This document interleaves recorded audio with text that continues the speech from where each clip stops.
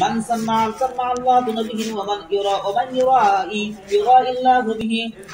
بابنا من جاهد نفسنا في طاعة الله وبه. قال حدثنا هدبة بن خالد قال حدثنا همام قال حدثنا قتادة قال حدثنا انس بن مالك رضي الله عنه عن معاذ بن جبل رضي الله عنه قال بين انا رديف النبي صلى الله عليه وسلم ليس بيني وبينهما الا آخرة الرحل.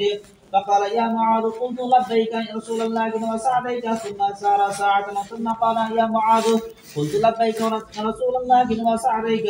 ثم سارت ساعة ثم قال يا معاذ بن جبل قلت لبيك رسول الله وسعديك. قال هل تدري ما حق الله على عباده؟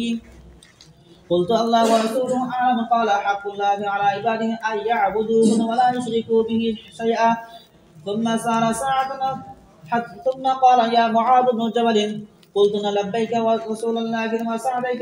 قال هل تدري ما حق العباد على الله إذا فعلوا रही है शैतान ने जो है उन लोगों को पट्टी पढ़ा दी है और दूर दूर की उन्हें